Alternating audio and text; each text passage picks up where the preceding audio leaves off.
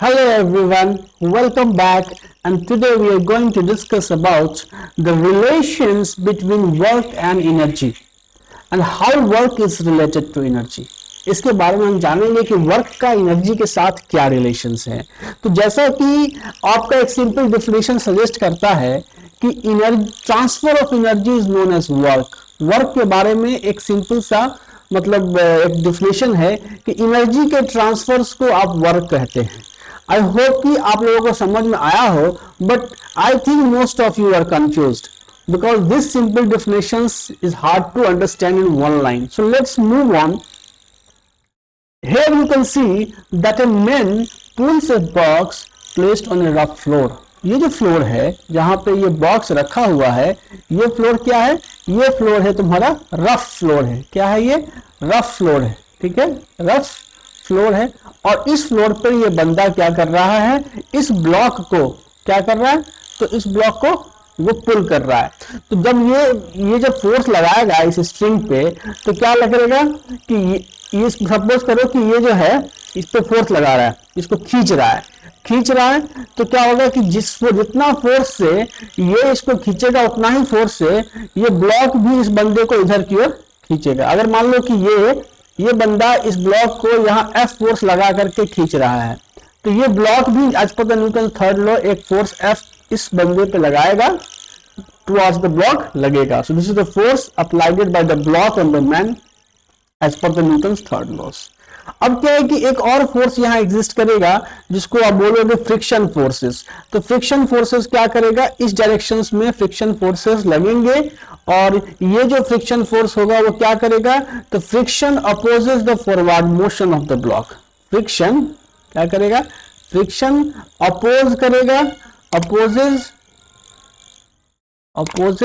The forward motion. ठीक है, forward motion of block. ठीक है, motion of block. Friction block के फॉरवर्ड मोशंस को अपोज करेगा। तो अब क्या होगा कि अगर सपोज करो कि जिस फोर्स से ये बंदा इस ब्लॉक को खींच रहा है, इस फोर्स F की जो वैल्यू है, अगर ये F की value is less than the limiting friction FL। ठीक है, कि जो अब जिस फोर्स से बंदा इस ब्लॉक को खींच रहा है वो यहाँ इस सरफेस पे जो लिमिटिंग फ्रिक्शन एग्जिस्ट करता है। आई होप कि आपको फ्रिक्शन में मैंने पढ़ाया है कि लिमिटिंग फ्रिक्शन क्या होता है। ठीक है, लिमिटिंग फ्रिक्शन ये वो मैक्सिमम फ्रिक्शन है। ठीक है, ये जो है क्या है? मैक्सिमम फ्रिक्शन है। ये स्टैटिक फ्रिक्शन कहलाता है, जो आपको मैंने पहले भी लेक्चर में बता दिया है, कृपया करके उस वीडियो को देख ले। तो यदि अप्लाइडेड फोर्स लिमिटिंग फ्रिक्शन से कम है तो ब्लॉक क्या होगा? Block will not move. Block will not move, block move ही नहीं करेगा। लेकिन यदि बंदे के द्वारा लगाया हुआ force greater than the limiting friction force हो जाएगा तो क्या करेगा? ब्लॉक मूव करेगा। और अगर ब्लॉक मूव करेगा तो ब्लॉक के पास क्या होगी? एक वेलोसिटी होगी। और ब्लॉक के पास अगर वेलोसिटी होगी तो कहीं ना कहीं ब्लॉक का जो काइनेटिक एनर्जी है, ठीक है, काइनेटिक एनर्जी है, वो क्या होगा? बढ़ेगा, इंक्रीज करेगा। तो कहने का मतलब क्या है कि अगर तुम्हारा ब्लॉक स्लाइड करता है इधर की ओर, अगर स्लाइड करता है, और स्लाइड कब करेगा? जब फ्रिक्शन फोर्स जो है, ये लिमिटिंग फ्रिक्शन फोर्स की वैल्यू जो है वो अप्लाइडेड फोर्स से ज्यादा होगी, मतलब कम होगी, तभी वो स्लाइड करेगा, इधर की ओर मूव करेगा। किस केस में? इस केस में स्लाइड करेगा। तो फ्रिक्शन फोर्स क्या काम करेगा? काइनेटिक फ्रिक्शन फोर्स एक्ट करेगा। जब स्लाइडिंग होगी तो क्या होगा? स्लाइडिंग के समय काइनेटिक एक्ट करेगा, काइनेटिक फ्रिक्शन फोर्स। ठीक है, काइनेटिक फ्रिक्शन एक्ट करेगा।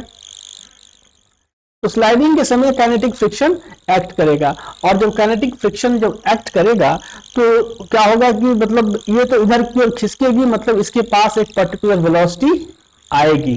ठीक है, और अगर वेलोसिटी आएगी तो इसका मतलब है कि इस ब्लॉक का काइनेटिक एनर्जी बढ़ गया। अब आप ये बताओ, बेसिक कंसेप्ट आपका क्या कहता है कि एनर्जी क्या होता है? एनर्जी आपका जो होता है, किसी भी सिस्टम का जो एनर्जी होता है वो क्या होता है? कंजर्व्ड होता है, कंजर्व्ड होता है। मतलब कि एनर्जी न तो बढ़ता है सिस्टम का, न घटता है। ठीक है, या आप कह सकते हो कि न एनर्जी को क्रिएट किया जा सकता है, न ही डिस्ट्रॉय किया जा सकता है। Energy can't be created and can't be destroyed. मतलब क्या चीज कि आपका एनर्जी का केवल ट्रांसफर हो सकता है, एक स्टेट से दूसरे स्टेट में ट्रांसफर हो सकता है, एक बॉडी से दूसरे बॉडी में ट्रांसफर हो सकता है, लेकिन एनर्जी कभी भी तो क्रिएट हो सकती है ना डिस्ट्रॉयड हो सकती है। तो यहाँ देखो कि आप जब ये बंदा एक फोर्स से इसको खींचा, जो फोर्स इसके लिमिटिंग फ्रिक्शन से ज्यादा था, तो इस ब्लॉक क्या हुआ, वेलोसिटी आ गई। इस वेलोसिटी से ये बात क्लियर हो गई कि इसने क्या किया, काइनेटिक एनर्जी गेन किया। अब इसको काइनेटिक एनर्जी मिला कहां से, क्योंकि एनर्जी तो क्रिएट हो नहीं सकता था, तो काइनेटिक एनर्जी कहां से मिला। तो अगर आप देखो तो आपका सिस्टम में क्या है, ये ब्लॉक है और ये आदमी, ये मिलकर के एक सिस्टम बना रहे हैं। दिस इज योर सिस्टम, ठीक है, दिस इज योर सिस्टम। और इस सिस्टम में आप देख रहे हो क्या चीज कि इस ब्लॉक का काइनेटिक एनर्जी बढ़ रहा है, और ब्लॉक का काइनेटिक एनर्जी बढ़ रहा है, तो आखिर इसकी एनर्जी को बढ़ा कौन रहा है, the man who is pulling the block is, क्या कर रहा है, वो अपना एनर्जी इस ब्लॉक को ट्रांसफर कर रहा है। ये क्या कर रहा है, इस ब्लॉक को अपना एनर्जी ट्रांसफर कर रहा है, एनर्जी क्या कर रहा है, ट्रांसफर कर रहा है, और वो एनर्जी जो है इसमें काइनेटिक एनर्जी के फॉर्म में आ रही है। तो आप समझ गए कि वर्क क्या है। इस डिफिनेशंस को थोड़ा बहुत आइडिया लगा कि transfer of energy is known as work, ठीक है, समझ में आ गई बात। तो यहां देखो क्या चीज कि जब आपको क्या हुआ कि जब ये आदमी ने क्या किया, इसको जब स्लाइड किया तो इसकी काइनेटिक एनर्जी बढ़ी, तो हमने कहा कि इस बंदे ने इस ब्लॉक पे एक काम किया, वर्क किया। तो वर्क मतलब क्या आ गया, ट्रांसफर ऑफ एनर्जी, ठीक है, ट्रांसफर ऑफ एनर्जी, ठीक है। लेकिन यदि सपोज करो कि बंदे के द्वारा लगाया गया जो फोर्स था वो यदि लिमिटिंग फ्रिक्शन से कम होता, तो फोर्स तो लगता लेकिन डिस्प्लेसमेंट नहीं होता, और डिस्प्लेसमेंट अगर नहीं होता तो इस बंदे के द्वारा इस ऑब्जेक्ट में कोई एनर्जी ट्रांसफर नहीं होता, ठीक है। तो वर्क के लिए जो नेसेसरी कंडीशन है वो क्या है कि वर्क के लिए डिस्प्लेसमेंट का होना जरूरी है, वर्क के लिए डिस्प्लेसमेंट का होना जरूरी है, ठीक है। और डिस्प्लेसमेंट का होना जरूरी है, और ये डिस्प्लेसमेंट कौन प्रोड्यूस करेगा, जो फोर्स अप्लाइड होगा, फोर्स के थ्रू डिस्प्लेसमेंट प्रोड्यूस्ड होगा। तो आई होप कि आपको समझ में आया होगा कि काम के लिए जो है वो मतलब वर्क मतलब ट्रांसफर ऑफ एनर्जी, ठीक है। अब हम लोग चलते हैं एक इंपॉर्टेंट कंसेप्ट पे, इसको जरा देखिए कि if a man makes his punch strong, if a man makes his punch strong enough to break the wall as shown in the figure, his hand will not injured। इस बात को बताइए ऐसा क्यों होगा। अगर सपोज करिए कि कोई वाल है और इस वाल पे अगर कोई जोर से पंच करता है, ठीक है, इस वाल पे अगर कोई जोर से पंच करेगा तो क्या होगा, आपको बहुत जोर से चोट लगेगी। क्यों, क्योंकि जब आप इस वाल को पंच करते हो, एक पर्टिकुलर फोर्स के साथ आप पंच करते हो, तो आप क्या चाहते हो कि आपके हैंड से जो है सो एनर्जी का ट्रांसफर होना है। हैंड से क्या होगा, एनर्जी का ट्रांसफर होगा, एनर्जी ट्रांसफर होगा, और एनर्जी ट्रांसफर किसको होगा, वाल को होगा। अब वाल को एनर्जी ट्रांसफर तभी हो सकता है जब वाल जो है सो डिस्प्लेस होगा, ठीक है, डिस्प्लेस होगा। वाल अगर डिस्प्लेस नहीं होगा तो जो एनर्जी आपने हैंड से पंच करके वाल को दिया, वाल वो एनर्जी आपको लौटा देगा। तो एज ए रिटर्न जब आपको एनर्जी लौटाएगा तो आपको काफी जोर का चोट लगेगा, ठीक है।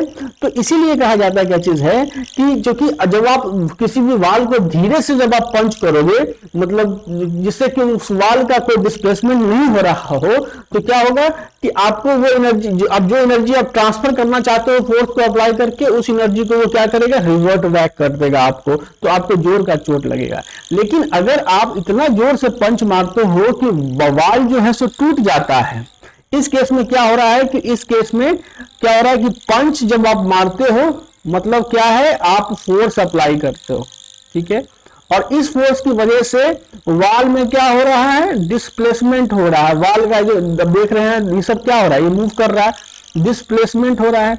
और अगर डिस्प्लेसमेंट हो रहा है मतलब क्या चीज है कि वर्क हो रहा है, और वर्क हो रहा है मतलब क्या हो रहा है, एनर्जी का ट्रांसफर हो रहा है, एनर्जी ट्रांसफर हो रहा है। और अगर एनर्जी ट्रांसफर हो रहा है तो एनर्जी जो कम अमाउंट में रिफ्लेक्ट करेगा, ये एनर्जी अगर ट्रांसफर हो जाएगा, जो एनर्जी आप उस वाल को देना चाहते हो वो अगर ट्रांसफर होगा तो रिफ्लेक्टेड एनर्जी क्या होगा, रिफ्लेक्टेड एनर्जी होगा आपका लेस होगा। और अगर रिफ्लेक्टेड एनर्जी कम होगा तो आपको क्या लगेगा, तो you will not be इंज्यूर्ड, you will not be इंज्यूर्ड, ठीक है, आपको चोट नहीं लगेगी।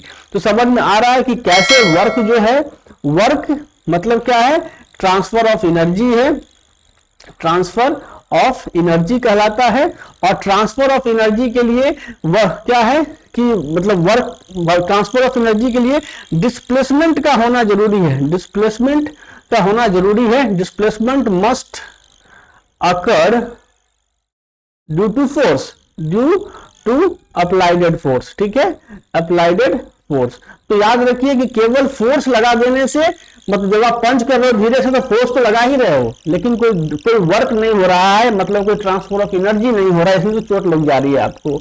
तो कहने का मतलब कि वर्क के होने के लिए या ट्रांसफर ऑफ एनर्जी के होने के लिए डिस्प्लेसमेंट का होना, फोर्स की वजह से डिस्प्लेसमेंट का होना अत्यंत आवश्यक है। समझ में आ रही है बात? अब हमने समझा है कि the concept of work is now clear. क्या है? That is just the transfer of energy due to the displacement produced by the applied force. आपने दोनों केसेस में देखा कि कैसे बाल को आप पंच करते हो तो आपके द्वारा लगाए गए फोर्स की वजह से जो बाल का जो ईंटा होता है वो ब्रेक करता है और अपनी जगह से डिस्प्लेस होता है, और कैसे जो है एनर्जी का ट्रांसफर होता है, आई मीन कैसे आपका पंच जो है तो वाल पे वर्क करता है। सिमिलरली आपने ब्लॉक के केस में भी देखा। तो एज यूजुअल आप समझ चुके हो कि काम क्या है, कि work is just the transfer of energy, और वो क्यों होता है? Due to the displacement produced by the applied force. लेकिन आप क्या ये बता पाने में सक्षम हो कि how much work we do depends on what, हमने कितना काम किया वो किस चीज पे डिपेंड करता है, ठीक है। चलिए इस पे एक छोटे से बात कर लेते हैं। ये ब्लॉक है, ठीक है, यहाँ पे क्या है, दिस इज अ ब्लॉक, और क्या हो रहा है कि force F makes an angle theta with the line of motion, ठीक है। इनिशियल पोजीशन यहाँ ब्लॉक का ये था, और इस पे एक फोर्स जो है सो इधर की ओर फोर्स F लग रहा था, और ये फोर्स जो है सो क्या कर रहा था, लाइन ऑफ मोशन क्या है इसका, ये है लाइन ऑफ मोशन। तो लाइन ऑफ मोशन के साथ ये फोर्स थीटा एंगल बना रहा था, ठीक है। तो force F makes an angle theta with the line of motion, ठीक है, मोशन। एंड क्या कर रहा है, इस फोर्स की वजह से, इस फोर्स की वजह से ब्लॉक डिस्प्लेस हो जाता है x डिस्टेंस। ब्लॉक का ये क्या है, डिस्प्लेसमेंट है, डिस्प्लेसमेंट क्या है, ये x डिस्टेंस है। तो आपसे पूछा जाएगा कि वर्क क्या है, या कितना अमाउंट ऑफ एनर्जी ट्रांसफर हुआ। तो वर्क के बारे में आप जान ले, सिंपल डिफिनेशन क्या है कि इस फोर्स का दो कंपोनेंट होगा। एक कंपोनेंट होगा horizontal F cos theta along the direction of motion, जो ये मोशन है उस डायरेक्शन में F cos थीटा। दूसरा कंपोनेंट यहाँ पे ये होगा जिसको कहेंगे F sin थीटा, ठीक है, F sin थीटा। अब एक चीज जान ले कि वर्क के केस में, ठीक है, वर्क के केस में क्या होगा कि केवल ये जो component of the force along the direction of motion he work करता है। Component of the force along the perpendicular direction of motion ये कोई वर्क नहीं करता। मतलब F sin थीटा के द्वारा अगर हम पूछे कि क्या वर्क हुआ इस ब्लॉक पे, तो कोई वर्क नहीं हुआ, जीरो वर्क हुआ, ठीक है, इस ब्लॉक पे। ये जो है इसकी वजह से क्या हो रहा है, तो बॉडी का जो है स्पीड चेंज नहीं होता है, ये इस पे जीरो वर्क करता है। तो फोर एक्चुअली में वर्क के लिए कौन कंपोनेंट रिस्पॉन्सिबल है, F cos थीटा। इसलिए जब आप वर्क का लिखोगे, what is the work done by the force F, तो work done by the force F is work done by the component of the force along the direction of motion into displacement x। तो आप लिख सकते हो work done बराबर F x cos theta, और आप लिख सकते हो वर्क डन बराबर क्या चीज, तो is equal to vector F dot displacement हो गया x, क्योंकि आप dot product of the two vector ये हो गया। आप ये भी लिख सकते हो कि work done is equal to क्या चीज, the product of the displacement of the body multiplied by the component of force along the direction of motion, ठीक है। क्या चीज कि work done is equal to क्या चीज, product of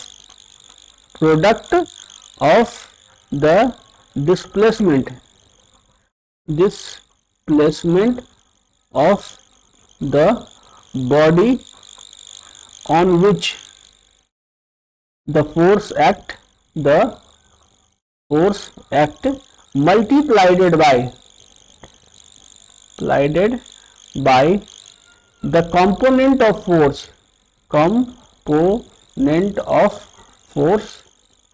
along the direction of motion, ठीक है, direction of motion, ठीक है।